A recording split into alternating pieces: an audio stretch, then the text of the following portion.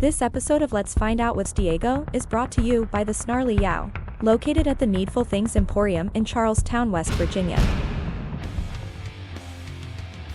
The Snarly Yow, located at the Needful Things Emporium in downtown Charlestown, West Virginia. T-shirts, artwork, cryptid books. The Snarly Yow has it. Snarly coffee, snarly prints, snarly beard care. The Snarly Yow has it. Cryptid spice rubs, cryptid soaps, cryptid candles. The Snarly Yow has it. The Snarly Yow is located at the Needful Things Emporium, 218 West Washington Street, Charlestown, West Virginia. For all your cryptid needs, remember, the Snarly Yow has it. Make sure to tell them CoHostDiego sent ya.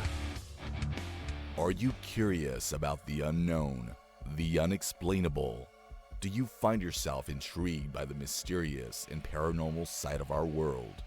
Join us on an adventure into the world of inexplicable discoveries and investigations that may someday give us the final answer as to what may be behind the veil of reality. The borders of space and time have opened once again, and transmitting from the mountains of West Virginia, it's time once again for Let's Find Out with Diego. The universe is waiting for you.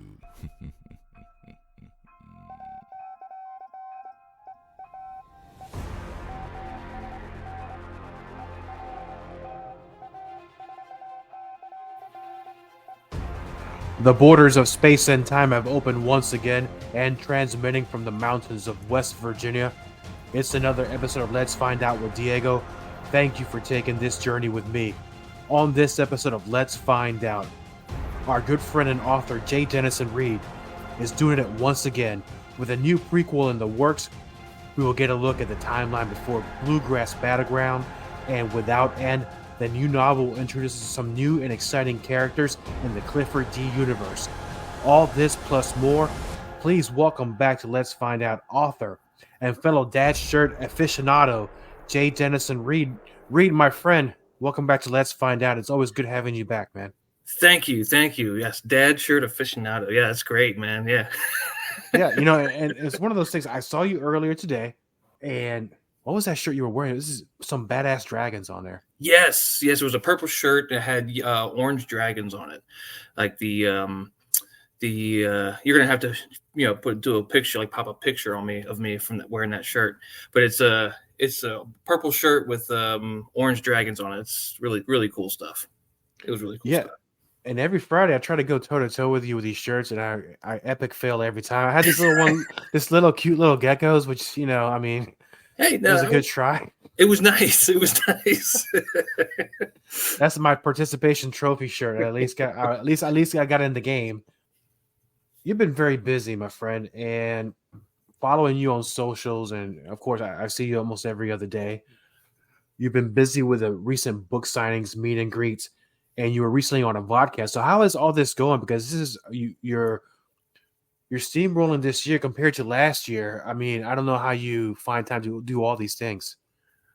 Yeah. Well, last year I really just started getting myself comfortable enough to get out there and do these events. My first publication was a year before that. I didn't really do any type of marketing or media. I didn't do any of the meet and greets or events and stuff like that because I honestly didn't know better. So now that I'm a little more, I guess, aware of how to market myself and put myself out there, I started late last year and I did a few events, and they were all very, very successful events. And now, following that momentum that I had from last year, I started sending out queries to different stores, bookstores, putting feelers out for events and stuff, and working with the community of local authors here, and I've been able to get myself in a lot of events this year, which is refreshing. So it's busy, but it's nice. It's nice to be out there. It's nice to be, out in the public and talking to new potential readers and that kind of thing. So it's good stuff. Yeah. And I've noticed there's a big change in what you're doing, because you're recently on a podcast. Normally, correct me if I'm wrong, you normally don't do video. You've done podcasts, mostly audio, but how was that experience being on video, being interviewed like that in the cameras? It was a new experience. I'm a bit extroverted. I do like putting myself out there, but I've never been very comfortable in front of a camera. I don't know what it is. It's just one of those things where it's like I'd rather not, But you have to step outside your comfort zone every once in a while and get used to new things. So that was one of the things I decided to do, and I have to thank my wife for this because my wife is very introverted compared to me. Did this before I did. And she told me about the whole experience and how she felt. And I'm very, very proud of her for putting herself out there like this, because that's a bigger step for her than it was for me. But yeah, she convinced me to do it, and I went and did it, and it was great. I loved it. And was that already released, or was I watching some sort of previews online with that? No, actually, they released it just last week. It just came out. So, I mean, you may have seen a preview that I posted like 3 weeks ago, but the full episode came out just last week. Excellent. And what was that show called? It was called the Alimond Show, Alimond. They're out of Leesburg, Virginia. And for the listeners that are curious to find out more about what it is that you do, and I usually say that towards the end, but when can they view this video? Oh yeah, just Alimond. I think it's alimondstudios.com. But they have channels on YouTube. I think all the different streaming ones they publish their videos there. But the link that I got and what I saw was on YouTube. It was a YouTube video. Before we dive into the prequel that's coming up, I took some time and got on your website and I looked, and we're going to go back to your younger years when you started writing at an early age, of course, with you're writing poetry. You have an anthology available on Amazon of these poems. It was from long ago, and there's, of course, some recent ones. When and how did the transition from writing poems and then now you're writing action, adventure, thriller novels, how did that transition come about? Well, even back when I was younger, when I was in middle school and high school, and wrote all the melodramatic, poetry and the dark, scary stuff that teenagers like to scare their parents with. I've always wanted to write a novel. I remember the very first novel I tried to write was about a guy who was alone in the world. Like everybody else in the world died, and he tried to survive by himself. And I was very, very young and new to writing at this point, and I kind of gave up on the story. And then the isolation novels and stuff have been done. Those stories are there's plenty of those, but so I just kind of gave up on it, and I'm like, whatever. And I want to tell you, there has been at least 5 or 6 other novels from then on, before I started Clifford's War, that I've given up on. And I kind of regret it a little bit, because I think that, every story is worth telling. I was younger, and, when I started Clifford's War, I was determined to finish it, because at this point I was in my 30s, and I said, I'm going to finish this book. I made it my personal mission, because I didn't want to give up on another novel. And I did. And thanks to COVID, I know I've told you this before, when everybody went into COVID quarantine, I know it was a devastating time for a lot of people, including myself.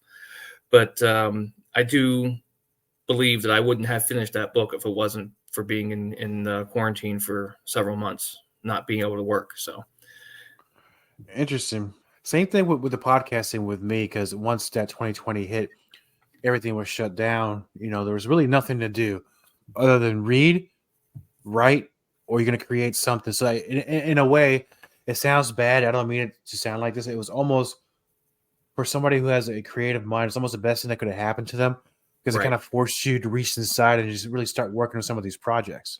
Right. Yeah, you're absolutely right. I mean, yeah, like I said, it was devastating to a lot of people, including myself. I lost a lot of family members, and there was a lot of trauma, and a lot of people just kind of went crazy. But just like you said, if you have a creative mind, that's where you go. That's where your comfort. That's where your safe space is. You go into your creative mind, and you're like, I got to do something with, I got to create something. And I think that's what why things like reading books. I mean, if you look at trends before 2020, reading was down. Not many people were out buying books. More people were about e-entertainment, like TV, podcasts, all that kind of stuff, which is coming back and it's becoming more popular again. But not many people were buying books, and now since the COVID quarantine, more people are creating, and now more books are being released, and more people are reading again, which is great. It is, because when we first started talking a couple of years ago, and you were talking about your book, and I was talking about my podcast, and you and I were kind of help promote each other. It's interesting to me because, and I guess I should have known, because I talked to a lot of people, a lot of creators. I was amazed by the amount of, and I'll use the word local because I'm talking about over here in West Virginia and Northern Virginia, DC area, and Maryland, how many authors there are out there right now. Yeah, you throw a rock, you'll hit an author, I swear to God. Yeah, no, it's the same thing with the podcast. Sometimes it's like the minute you're born, you get a podcast. It's kind of like being handed a social security card and all that. But yeah, well, I mean, people love to create, and I think it's once you start, swimming in that pool, then you realize what's in it. It's like buying a new car. Like I've never had a Kia before, and I went out and I bought a Kia, 7 months ago. And it's like every other car I see on the road now is a Kia. And I'm like, oh, geez, has it always been this way? Or am I just now noticing it? And I think it's because now you're swimming in that pool, it's in it. So the longer you spend looking into like podcasts and entertainment and stuff like that, I think the more you're going to find. And I think actually it's kind of a good thing, because, the amount of friends that you make, and then you get to share ideas, it's priceless, really. And it's funny you mentioned, because you say you purchased a Kia. So you got a very nice Kia, by the way. Oh, thank you. And when I was, I think 19 or 20, I had this job where, by now today's standards, it's like, how can you live off that money? But it worked back then.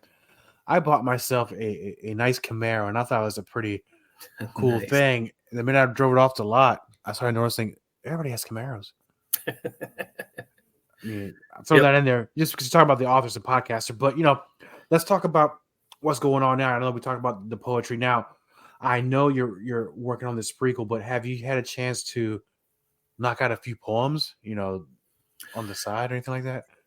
Every once in a while, I usually just throw them in I have a blog on my website. I just usually put them in the blog on my website whenever I'm feeling poetic. Okay, so let me ask you, what gets you into the feeling of being poetic? What's the environment like? Well, I think poetry is emotional for a lot of people. They'll get inspired by certain things, or they'll have an emotion about certain things, and they want to express it in writing. And I believe that's how artistic poetry comes out, is just through feelings and emotion.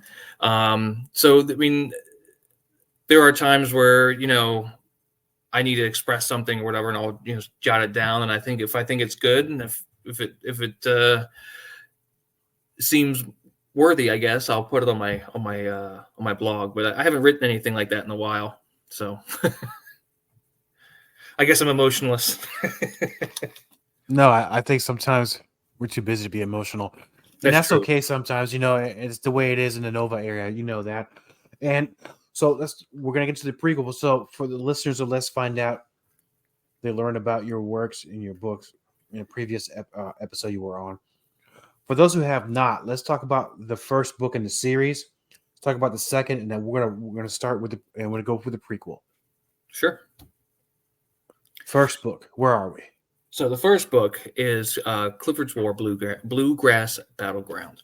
It takes place in Kentucky, and it opens up with the main character, Clifford D, in peril. He's strapped to a table.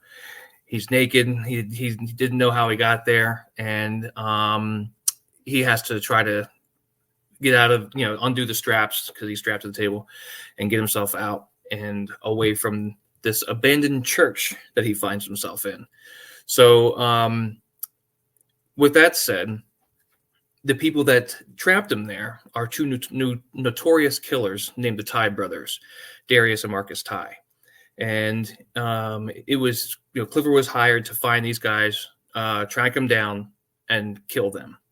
So in the very beginning, Clifford takes the role of a hitman of sorts, and for a local mob syndicate, and he begrudgingly agrees because he can't say no, and finishes the job.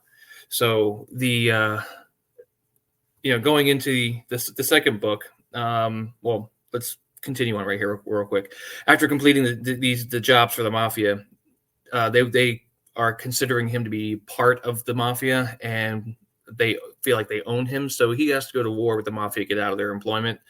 And that's how the book kind of wraps up. So if you haven't read it, sorry, I spoiled it for you. That's how it ends. But in the second book, he moves his team to Northern Virginia to work for his former Army commander in Washington, D.C. One of his team members, during an investigation, witnesses a U.S. senator assassinated. So the FBI brings the team on. There was a couple other side jobs they're doing at the time, but the main job was to find out who killed the senator. And they find during that investigation, they find some government corruption, which gets the team in trouble because the person doing the corruption has the same assassins target the team and try to take them out before it's too late. So those are the first two of the main series, Clifford's War. And there is a third one in the works, but I haven't started writing it yet because I'm too busy working on the prequel, which I'm delighted to talk about because it's new and exciting.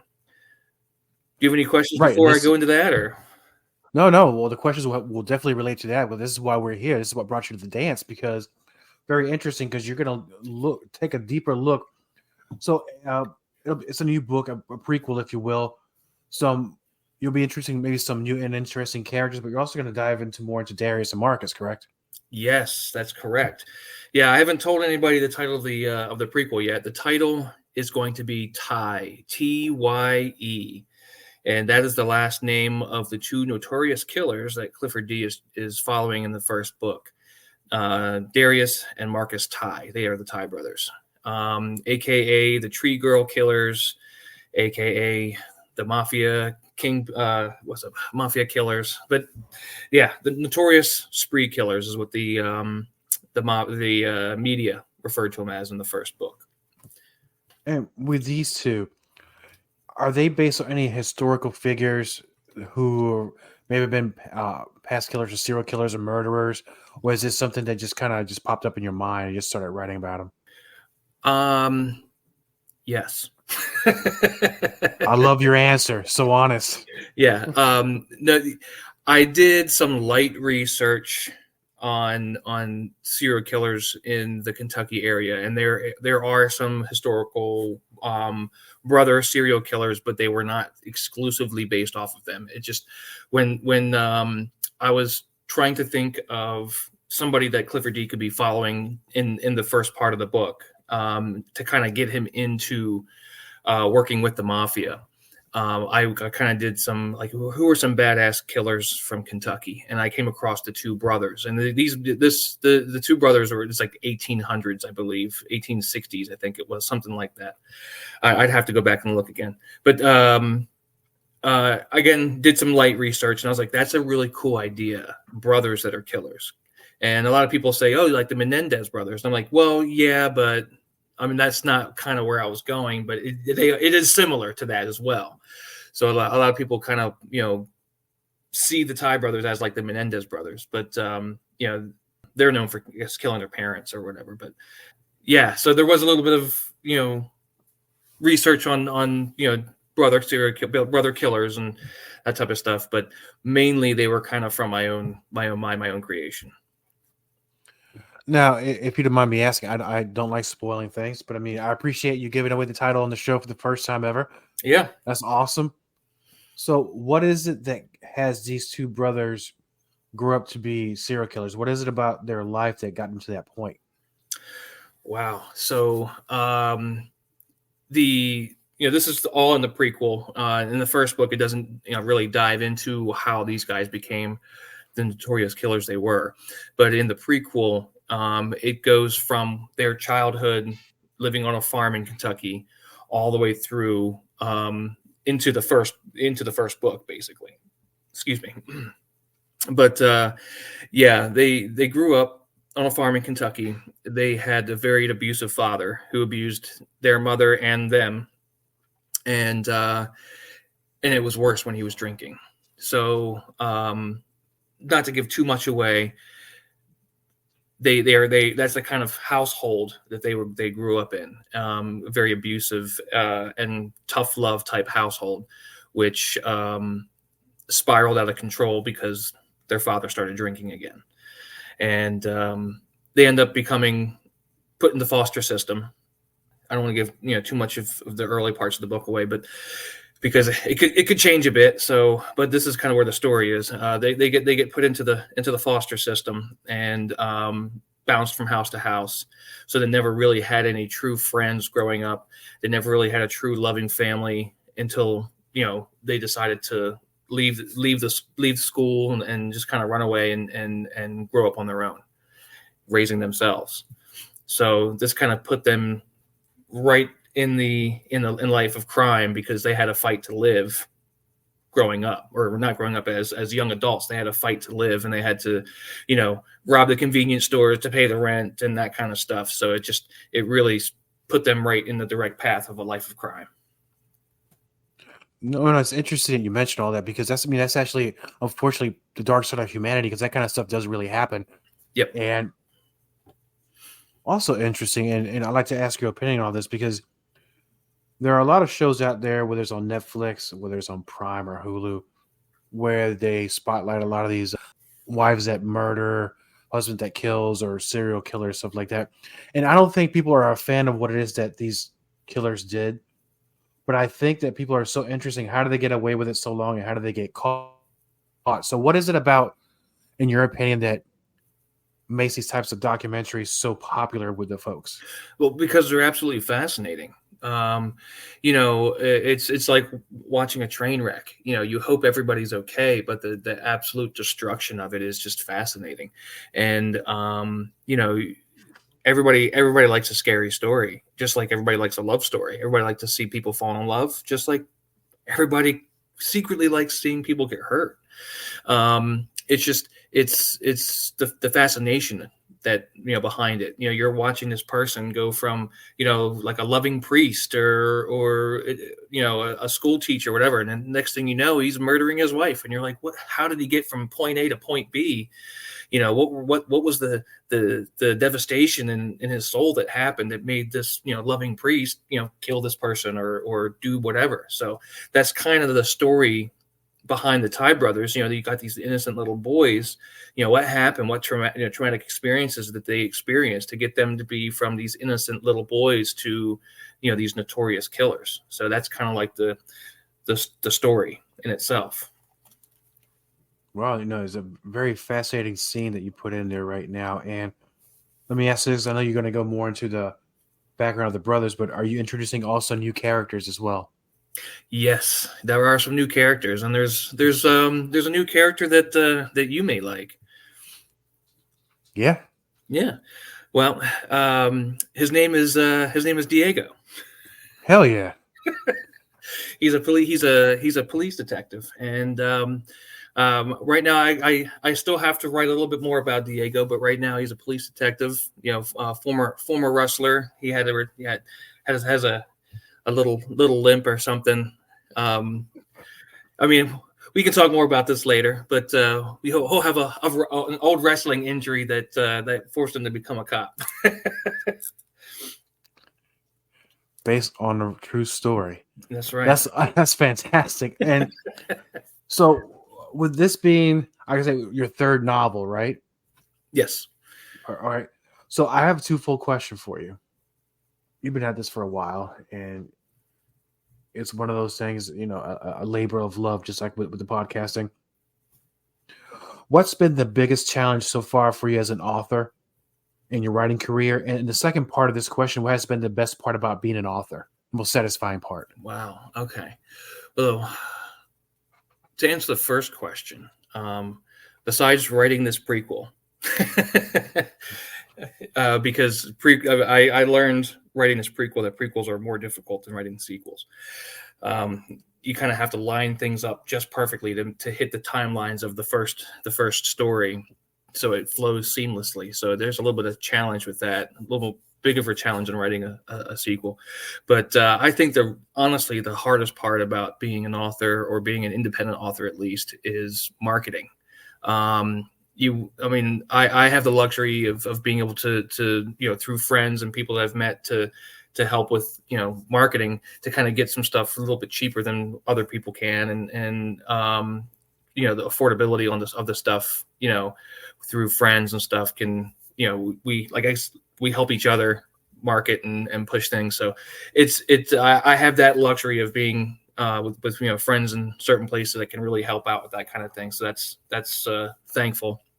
But marketing is terrible for independent authors, because you have Facebook and Instagram and all the online social medias that people like to post things on, but they're so diluted with content. It's hard to rise above that noise and get noticed. And that's one of the things that authors struggle with, is just kind of getting noticed and rising above that noise. And even with the help that I've received, it's hard to get there. You're trying to swim above it, and you get pulled back down by other things and other people and other situations that happen. So it's really hard to stay relevant out there. So I think marketing and getting noticed is probably the hardest thing about being an author. And you can really say that about any creator, really. Podcasts, artists, anything. So with the marketing part, have you found it to be, because I know we're talking about your social medias, because there's like I said, there's so much content out there. You got to find a way to break away from the pack and stand out. Right. I found, in my experience, and I don't know about yours, but the meet and greets I think they're so much better than being on social media, because you actually can make that connection with the fan, and I think it's a better marketing tool. 100%. I agree with you 100%. Yeah. Seeing somebody face to face, talking to them, shaking their hand, explaining to somebody in person, about your book, and they can feel the energy that you're putting into it, and they can kind of feel like your heart and soul you're putting into your product. And it really helps people pick up the book and read it. I mean, if you see it on the shelf, and you judge the book by the cover, because people do. That's the saying. You never judge a book by its cover, right? Well, you do. Everybody does. But when you have someone standing there and saying, I wrote this book, it's amazing, it's about this, you'll love this character, you'll love that character, and they can feel that energy, they're like, I'm going to give this a try. It sounds like it's a really good book. It sounds like you worked really hard on this.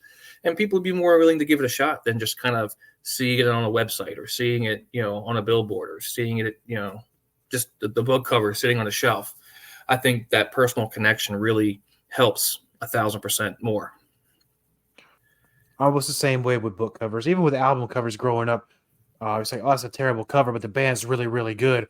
Or you go the other way, where the album cover could be really badass, and then the band's really, that's so good. I just wasted $15 on this record.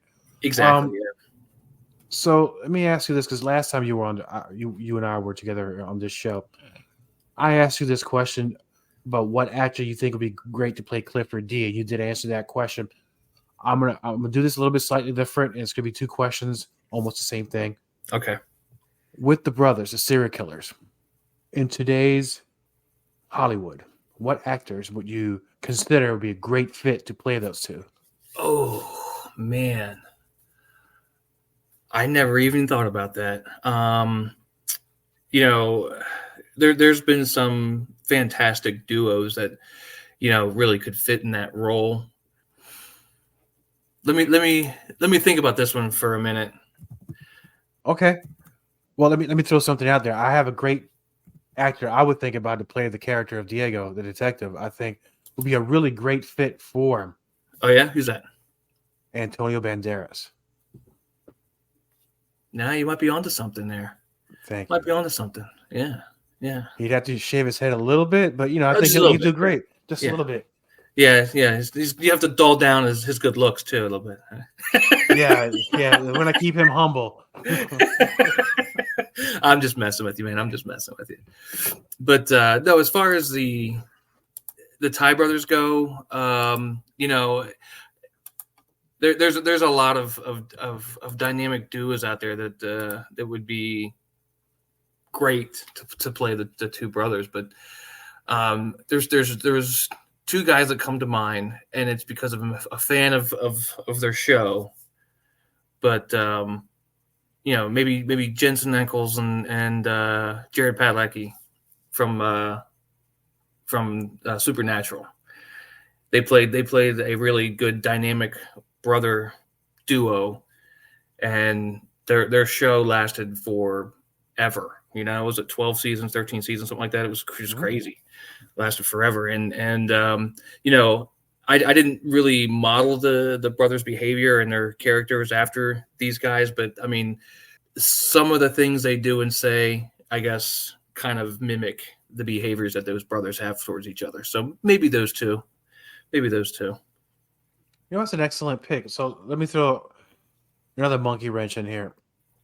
Sure, go for it. You could pick any of the books that you've written or the ones you're about to write now. Who would you pick to be a director or a producer to your novels? Oh, wow.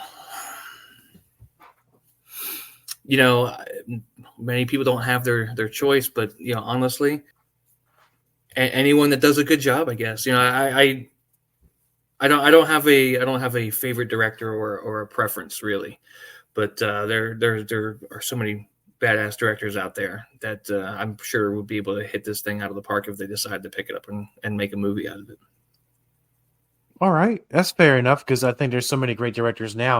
A lot of young directors up and coming that it might surprise you with how they would envision what it is that you wrote and put into a film. So I think that you never know. I mean, books get turned into films all the time, so I think it's a strong possibility. Yeah, well, fingers crossed. That's the hope for every writer, is that someone picks up their work and does something else with it. So fingers crossed, And talking about the meet and greets, and I know I'm jumping around an awful lot, but let me ask you this, my friend. Where are you going to be at this year? Because I know that we're going to be seeing each other in October, but I know that you have a lot of other meet and greets lined up, and one coming up here in about a month. Yeah, well, a little over a month. 1 month, 2 months, right? Actually, well, I guess when this gets released, it'll be a month, but it's about 2 months from now. In May 25th, I'll be in Shepherdstown, West Virginia, and to my honor, I'll be with two fantastic authors, John Gilstrap and Ellen Crosby, which are both, well-read, well-renowned authors in the crime and mystery genre. So I'll be with them sharing a stage in Shepherdstown. It's an exclusive event. Tickets are being sold, so hurry up and get your tickets. But we'll be discussing, mystery writing, the thrill of writing those type of novels, and twists and turns, and all the fun stuff about writing. So it's going to be moderated, and I think it's going to be a great time. This is going to be a huge event, and I'm really, really excited for it. It's probably my biggest event to date. Oh, nice. And talking about the writing process, because I know you'll be talking with a lot of your peers that day about that. You use a lot of local landscapes, a lot of local, I say, I'm losing my words here, but landmarks or buildings, Sure. A church and whatnot. A lot of these places you've been to personally, right? Yes, that's true. Yeah. Obviously, my second book is taking place in Washington, D.C., in Northern Virginia, and even up in Philadelphia, Baltimore area. But or not too much Baltimore, but just Philadelphia, D.C. And obviously, I've been to all those places. I'm from this area, so I'm from the East Coast. Grew up in New Jersey, so I've spent some time in Philadelphia. Moved to Maryland and Virginia, so I've spent a lot of time up and down the 95, D.C., Northern Virginia area. So it's easy for me to do this one. But as far as the first book and the prequel have both taken place in Kentucky, I have not spent a lot of time in Kentucky. So there was a lot of, online research I had to do. I had to go and look at different pictures and stuff online and try to, I guess, not really fake the funk, but use my imagination a little bit more as far as like landscapes and stuff like that go. Excellent. And for the listeners of Let's Find Out that want to know more about not only the books you currently have out now and your meet and greets and your coming prequel, where can they find out more about where to purchase your books, where you're going to be, where to download them, and because I think it's a very important thing for them to have. Yes, indeed.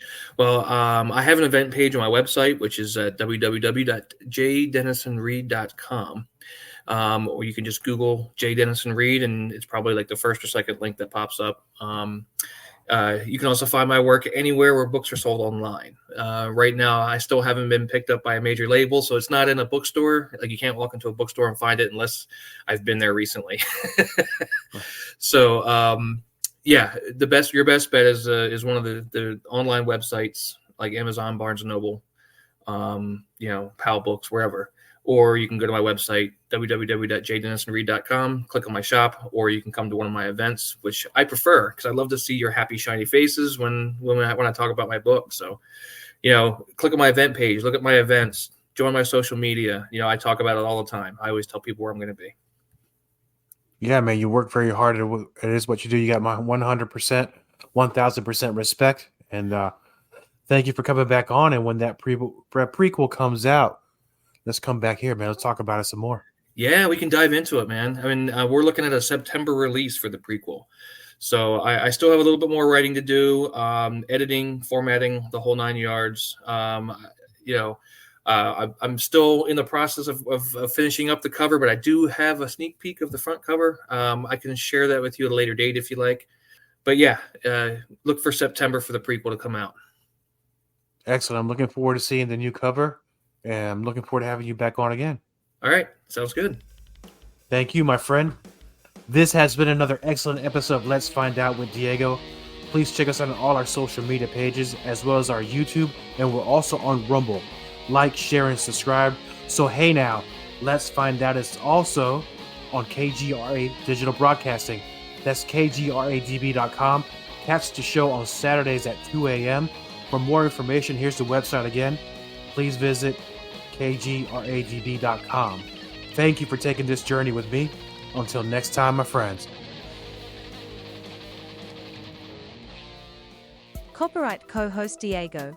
All content for Let's Find Out is the property of CoHostDiego and is served directly from our servers with no modification, redirects, or rehosting. All celebrity impersonators are paid performers. The impersonated celebrities do not endorse or promote any views or opinions expressed by our guests, CoHostDiego, or Let's Find Out. The information shared on Let's Find Out is provided on an as-is basis with no guarantees of completeness, accuracy, usefulness, or timeliness.